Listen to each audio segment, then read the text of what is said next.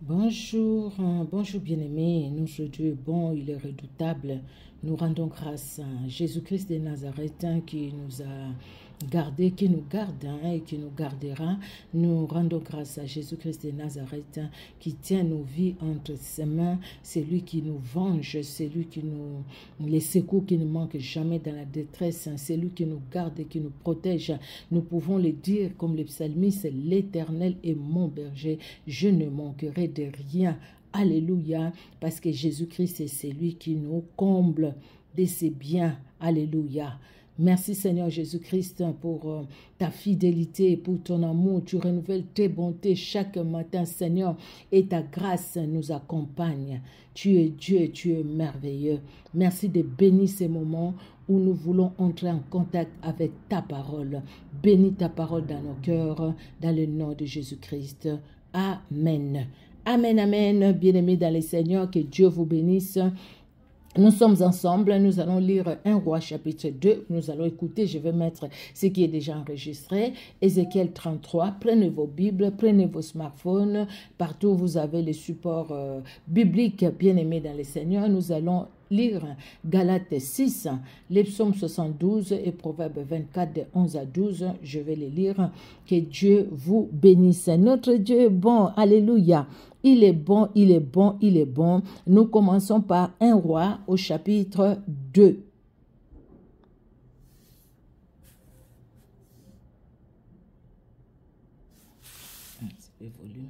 David approchait du moment de sa mort et il donna ses ordres à Salomon son fils en disant « Je m'en vais par le chemin de toute la terre.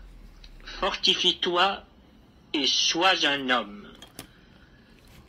Observe les commandements de l'Éternel ton Dieu, en marchant dans ses voies et en gardant ses lois, ses ordonnances, ses jugements et ses préceptes, selon ce qui est écrit dans la loi de Moïse, afin que tu réussisses dans tout ce que tu feras et partout où tu te tourneras, et afin que l'Éternel accomplisse cette parole qu'il a prononcée sur moi. Si tes fils prennent garde à leur voie, en marchant avec fidélité devant moi, de tout leur cœur et de toute leur âme, tu ne manqueras jamais d'un successeur sur le trône d'Israël. Tu sais ce que m'a fait Joab, fils de Tseruja, ce qu'il a fait à 2 chefs de l'armée d'Israël, à Abner, fils de Ner, et à Amasa, fils de Jéter. Il les a tués. Il a versé pendant la paix le sang de la guerre, et il a mis le sang de la guerre sur la ceinture qu'il avait au rein et sur la chaussure qu'il avait aux pieds. Tu agiras selon ta sagesse, et tu ne laisseras pas ses cheveux blancs descendre en paix dans le séjour des morts.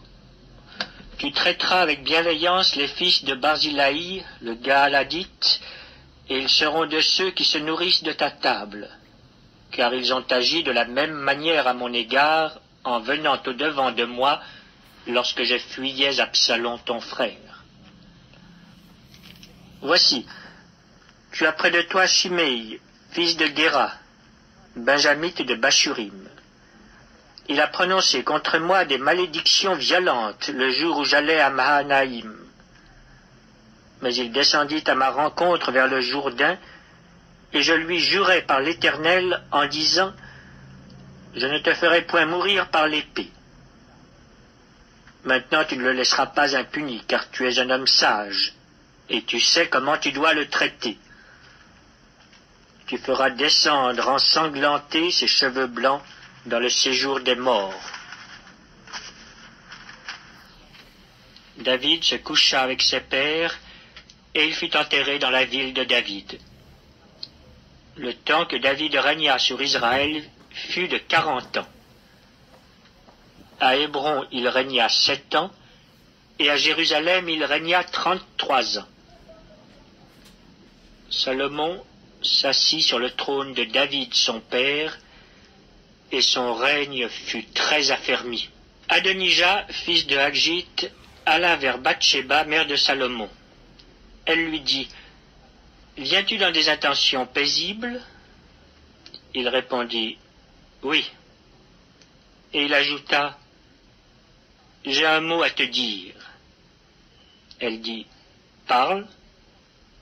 Et il dit, tu sais que la royauté m'appartenait, et que tout Israël portait ses regards sur moi pour me faire régner. Mais la royauté a tourné, et elle est échue à mon frère parce que l'Éternel la lui a donnée. Maintenant, je te demande une chose, ne me la refuse pas. Elle lui répondit, parle. Et il dit, dis, je te prie, au roi Salomon, car il ne te le refusera pas, qu'il me donne pour femme Abishag, la Sunamite. Bathsheba dit, bien, je parlerai pour toi au roi. Bathsheba se rendit auprès du roi Salomon pour lui parler en faveur d'Adonijah. Le roi se leva pour aller à sa rencontre, il se prosterna devant elle, et il s'assit sur son trône. On plaça un siège pour la mère du roi, et elle s'assit à sa droite. Puis elle dit, « J'ai une petite demande à te faire, ne me la refuse pas. » Et le roi lui dit, « Demande, ma mère, car je ne te refuserai pas. » Elle dit, « Qu'Abishag, la Sunamite, soit donnée pour femme à Adonijah, ton frère. » Le roi Salomon répondit à sa mère, « Pourquoi demandes-tu Abishag, la Sunamite, pour Adonijah? Demande donc la royauté pour lui, car il est mon frère aîné. Pour lui, pour le sacrificateur Abiatar, et pour Joab, fils de Tseruja. » Alors le roi Salomon jura par l'Éternel en disant, « Que Dieu me traite dans toute sa rigueur, si ce n'est pas au prix de sa vie qu'Adonijah a prononcé cette parole. Maintenant, l'Éternel est vivant, lui qui m'a affermi et m'a fait asseoir sur le trône de David, mon père, et qui m'a fait une maison selon sa promesse. Aujourd'hui, Adonijah mourra. » Et le roi Salomon envoya Benaja, fils de Jéhojada, qui le frappa, et Adonijah mourut. Le roi dit ensuite au sacrificateur Abiatar, « Va-t'en à Anathoth dans tes terres, car tu mérites la mort. Mais je ne te ferai pas mourir aujourd'hui, parce que tu as porté l'arche du Seigneur l'Éternel devant David mon père, et parce que tu as eu part à toutes les souffrances de mon père. » Ainsi Salomon dépouilla Abiatar de ses fonctions de sacrificateur de l'Éternel, afin d'accomplir la parole que l'Éternel avait prononcée sur la maison d'Élie à Silo. Le bruit en parvint à Joab, qui avait suivi le parti d'Adonijah, quoiqu'il n'eût pas suivi le parti d'Absalom. Et Joab se réfugia vers la tente de l'Éternel et saisit les cornes de l'autel. On annonça au roi Salomon que Joab s'était réfugié vers la tente de l'Éternel et qu'il était auprès de l'autel. Et Salomon envoya Benaja, fils de Jéhojada, en lui disant, « Va, frappe-le. » Benaja arriva à la tente de l'Éternel et dit à Joab, « Sors, c'est le roi qui l'ordonne. » Mais il répondit, « Non, je veux mourir ici. » Benaja rapporta la chose au roi en disant, « C'est ainsi qu'a parlé Joab, et c'est ainsi qu'il m'a répondu. » Le roi dit à Benaja, « Fais comme il a dit, frappe-le et enterre-le. Tu ôteras ainsi de dessus moi et de dessus la maison de mon père le sang que Joab a répandu sans cause. L'Éternel fera retomber son sang sur sa tête, parce qu'il a frappé 2 hommes plus justes et meilleurs que lui, et les a tués par l'épée, sans que mon père David le sût. Abner, fils de Ner, chef de l'armée d'Israël, et Amasa, fils de Jéter, chef de l'armée de Juda. Leur sang retombera sur la tête de Joab et sur la tête de ses descendants à perpétuité.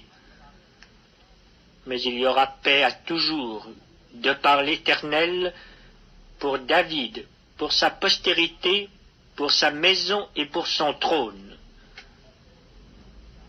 Benaja, fils de Jéhojada, monta, frappa Joab et le fit mourir. Il fut enterré dans sa maison au désert. Le roi mit à la tête de l'armée Benaja, fils de Jéhojada, en remplacement de Joab, et il mit le sacrificateur Tsadok à la place d'Abiatar. Le roi fit appeler Chiméi et lui dit, « Bâtis-toi une maison à Jérusalem. Tu y demeureras, et tu n'en sortiras point pour aller de côté ou d'autre. Sache bien que tu mourras le jour où tu sortiras et passeras le torrent de Cédron. Ton sang sera sur ta tête. » Chiméi répondit au roi, « C'est bien. Ton serviteur fera ce que dit mon seigneur le roi. » Et Chiméi demeura longtemps à Jérusalem. Au bout de 3 ans, il arriva que 2 serviteurs de Chiméi s'enfuirent chez Akish, fils de Maaka, roi de Gath. On le rapporta à Chiméi en disant, « Voici tes serviteurs sont à Gath. » Chiméi se leva, sella son âne et s'en alla à Gath chez Akish pour chercher ses serviteurs. Chiméi donc s'en alla et il ramena de Gath ses serviteurs. On informa Salomon que Chiméi était allé de Jérusalem à Gath et qu'il était de retour. Le roi fit appeler Chiméi et lui dit, « Ne t'avais-je pas fait jurer par l'Éternel, et ne t'avais-je pas fait cette déclaration formelle? Sache bien que tu mourras le jour où tu sortiras pour aller de côté ou d'autre. » Et ne m'as-tu pas répondu, « C'est bien, j'ai entendu ?» Pourquoi donc n'as-tu pas observé le serment de l'Éternel et l'ordre que je t'avais donné? Et le roi dit à Chiméi, « Tu sais au-dedans de ton cœur tout le mal que tu as fait à David, mon père. L'Éternel fait retomber ta méchanceté sur ta tête. Mais le roi Salomon sera béni, et le trône de David sera pour toujours affermi devant l'Éternel. » Et le roi donna ses ordres à Benaja, fils de Jéhojada, qui sortit et frappa Chiméi. Et Chiméi mourut. La royauté fut ainsi affermie entre les mains de Salomon. Merci Seigneur Jésus-Christ. Nous allons au deuxième passage, Ézéchiel, chapitre 33. Alors, Ézéchiel ou Ézéchiel, voilà, et le chapitre 33. Ézéchiel 33. Ézéchiel 33. La parole de l'Éternel me fut adressée, en ces mots. Fils de l'homme, parle aux enfants de ton peuple, et dis-leur, lorsque je fais venir l'épée sur un pays, et que le peuple du pays prend dans son sein un homme et l'établit comme sentinelle, si cet homme voit venir l'épée sur le pays, sonne de la trompette, et avertit le peuple, et si celui qui entend le son de la trompette ne se laisse pas avertir, et que l'épée vienne le surprendre, son sang sera sur sa tête. Il a entendu le son de la trompette, et il ne s'est pas laissé avertir, son sang sera sur lui. S'il se laisse avertir, il sauvera son âme. Si la sentinelle voit venir l'épée, et ne sonne pas de la trompette, si le peuple n'est pas averti, et que l'épée vienne enlever à quelqu'un la vie, celui-ci périra à cause de son iniquité, mais je redemanderai son sang à la sentinelle. Et toi, fils de l'homme,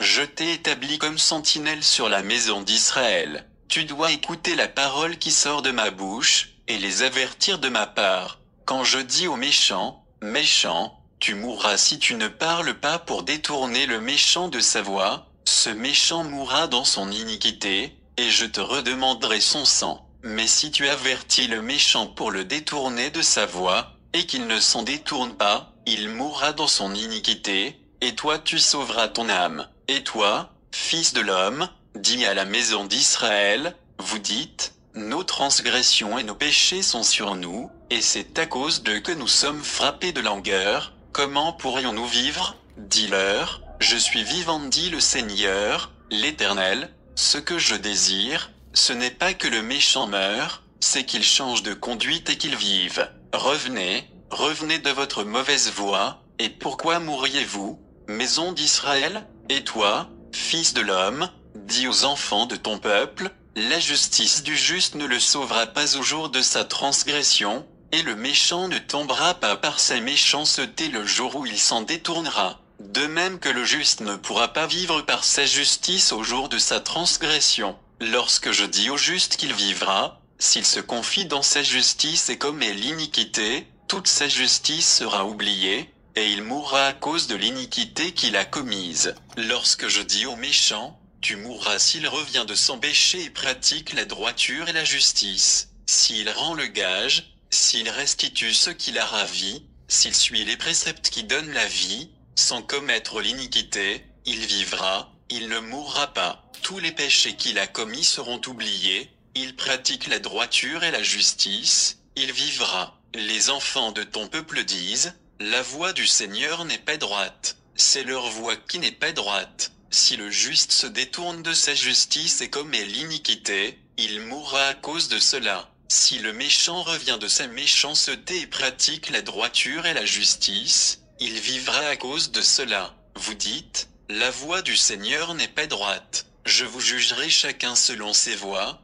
maison d'Israël. La 12e année, le 5e jour du 10e mois de notre captivité, un homme qui s'était échappé de Jérusalem vint à moi et dit, la ville a été prise. La main de l'Éternel avait été sur moi le soir avant l'arrivée du fugitif, et l'Éternel m'avait ouvert la bouche lorsqu'il vint auprès de moi le matin. Ma bouche était ouverte, et je n'étais plus muet. Alors la parole de l'Éternel me fut adressée, en ces mots. Fils de l'homme, ceux qui habitent ces ruines dans le pays d'Israël disent, Abraham était seul, et il a hérité le pays, à nous qui sommes nombreux, le pays est donné en possession. C'est pourquoi dis-leur, ainsi parle le Seigneur, l'Éternel, vous mangez vos aliments avec du sang, vous levez les yeux vers vos idoles, vous répandez le sang, et vous posséderiez le pays. Vous vous appuyez sur votre épée, vous commettez des abominations, chacun de vous déshonore la femme de son prochain,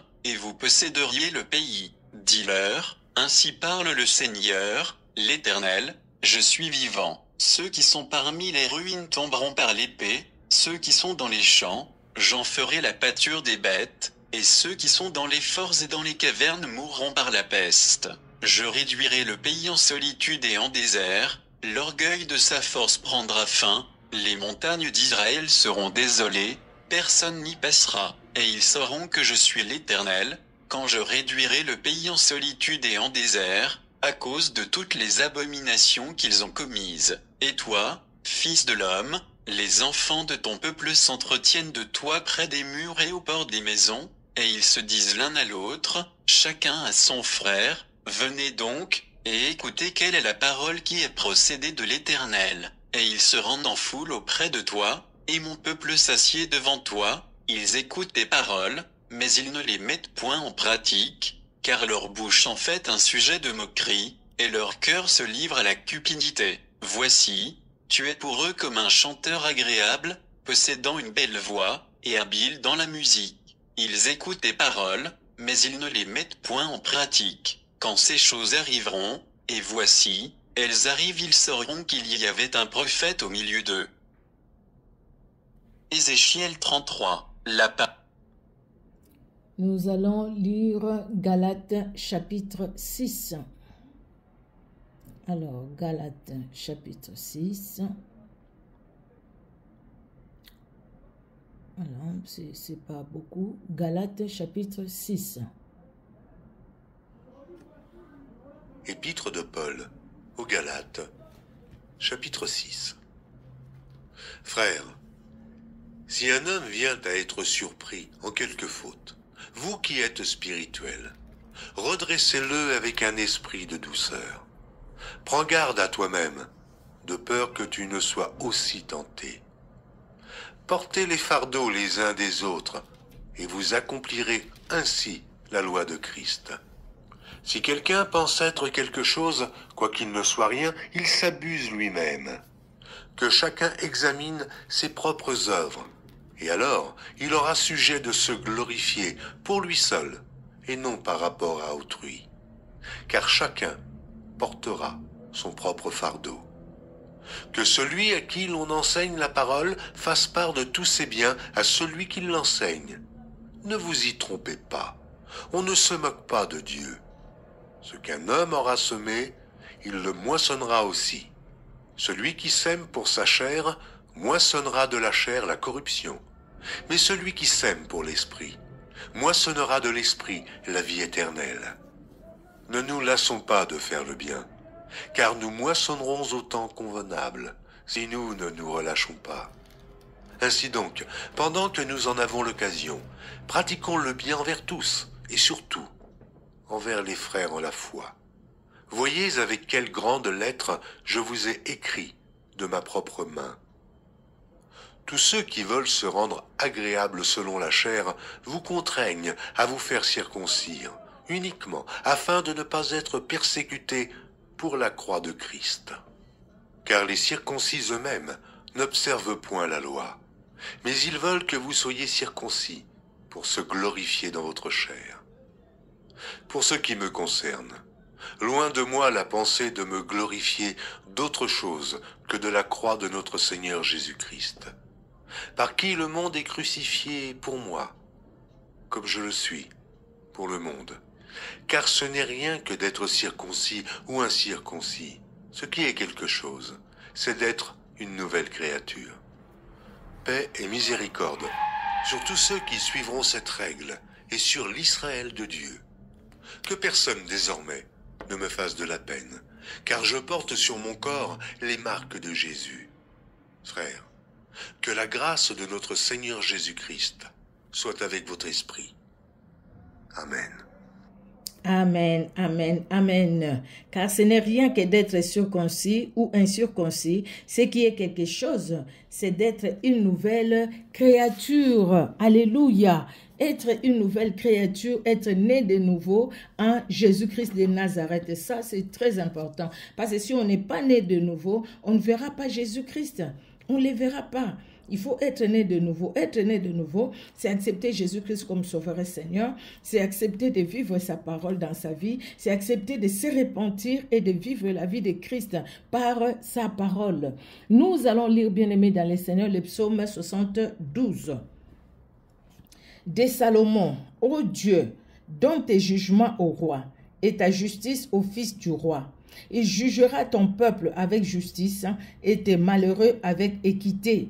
Les montagnes porteront la paix pour les peuples et les collines aussi par l'effet de ta justice. Il fera droit aux malheureux du peuple. Il sauvera les enfants du pauvre et il écrasera l'oppresseur. On te craindra tant que subsistera le soleil, tant que paraîtra la lune de génération en génération. Il sera comme une pluie qui tombe sur un terre fauchée, comme des ondées qui arrosent la campagne. En ces jours, les justes fleurira et la paix sera grande jusqu'à ce qu'il n'y ait plus de lune. Il dominera d'une mer à l'autre et du fleuve aux extrémités de la terre. Devant lui, les habitants du désert fléchiront les genoux et ses ennemis lécheront la poussière. Les rois des Tarsis et des îles payeront les tribus, les rois de Séba et de Saba offriront des présents. Tous les rois se prosterneront devant lui, toutes les nations les serviront, car il délivrera les pauvres qui crient et les malheureux qui n'ont point d'aide. Il aura pitié des misérables et de l'indigent, et il sauvera la vie des pauvres. Il les affranchira de l'oppression et de la violence, et leur sang aura du prix à ses yeux. Ils vivront et lui donneront de l'or de Séba. Ils prieront pour lui sans cesse, ils les béniront chaque jour. Les blés abonderont dans les pays au sommet des montagnes, et leurs épis s'agiteront comme les arbres du Liban. Les hommes fleuriront dans les villes comme l'herbe de la terre. Son nom subsistera toujours aussi longtemps que le soleil, son nom se perpétuera. Par lui, on se bénira mutuellement et toutes les nations le diront heureux. Béni soit l'Éternel Dieu, le Dieu d'Israël, qui seul fait des prodiges. Béni soit à jamais son nom glorieux, que toute la terre soit remplie de sa gloire. Amen. Amen. Fin des prières de David, fils d'Isaïe. Que Dieu soit honoré. Nous allons finir par les proverbes. Proverbe 24, de 11 à 12. Proverbe 24, de 11 à 12. Délivre ceux qu'on traîne à la mort, ceux qu'on va égorger, sauve-le. Si tu dis, ah, nous ne savions pas, celui qui pèse les cœurs ne les voit-il pas? Celui qui veille sur ton âme ne les connaît-il pas? Et ne rendra-t-il pas à chacun selon ses œuvres? Ne rendra-t-il pas à chacun selon ses œuvres? Dieu voit tout, il connaît tout, rien n'échappe à sa connaissance, rien n'échappe, rien ne lui échappe sur cette terre. Il voit ce qui s'est fait, même ce qui s'est fait dans la cachette, lui il les voit. Il y a quelque chose qui m'a beaucoup interpellé aussi, je pense que vous aussi, hein, quand nous avions lu Ézéchiel 33, c'est vrai, nous parlons de la sentinelle et qui doit, à qui Dieu parle et puis qui doit annoncer quand il voit quelque chose de mauvais, il annonce et que la personne en face s'est convertie ou pas, la sentinelle fait son travail. Si la personne s'est convertie, gloire à Dieu, son âme est sauvée. S'il refuse, au moins il a écouté la parole de Dieu.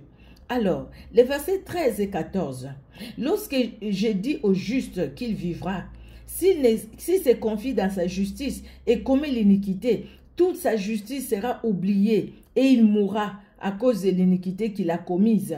Lorsque j'ai dit au méchant, tu mourras, s'il revient de son péché et pratique la droiture et la justice, s'il rend les gages, s'il restitue ce qu'il a ravi, s'il suit les préceptes qui donnent la vie, sans commettre l'iniquité, il vivra, il ne mourra pas. Alléluia.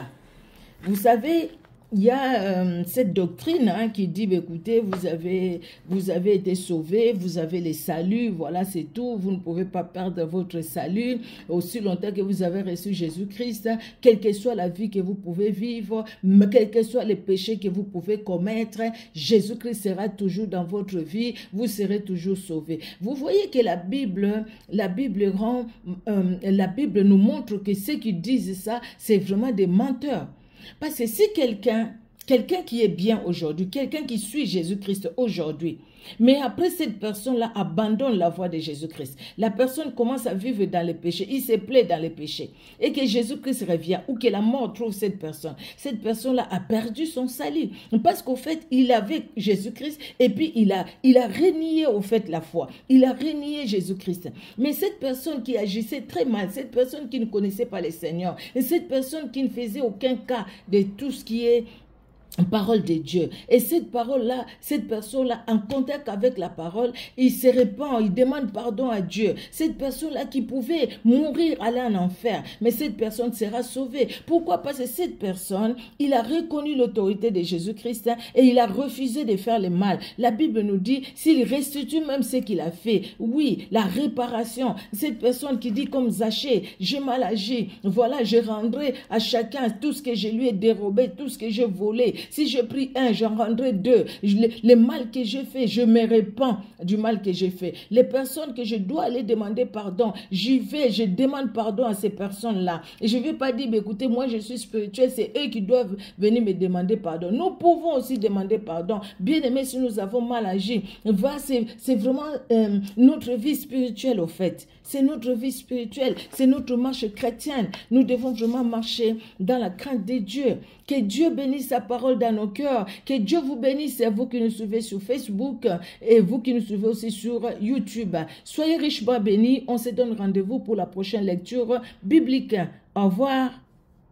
Merci Seigneur Jésus, merci pour ce temps que nous avons passé avec toi et merci Seigneur Dieu de gloire pour ta parole encore dans nos vies et encore dans nos cœurs. Merci Père parce que tu es Dieu et tu es redoutable. Gloire à toi pour l'œuvre de Golgotha dans nos vies. Gloire à toi Seigneur parce que tu es celui qui nous libère de tout envoûtement, de toute oppression et tu veux Seigneur Dieu de gloire que nous puissions nous approcher toujours de toi, éternel Dieu de gloire, toi qui es saint, toi qui es dans la lumière, tu veux vraiment que Seigneur, nous soyons aussi dans ta présence, éternel Dieu de gloire, et que tu demeures en nous, comme le Saint-Esprit, éternel Dieu de gloire, qui demeure en nous, que nous ne puissions pas attrister le Saint-Esprit, mais au contraire, que nous puissions marcher, Seigneur, selon toi, et non selon nous, et non selon ce monde, dans le nom puissant de Jésus-Christ.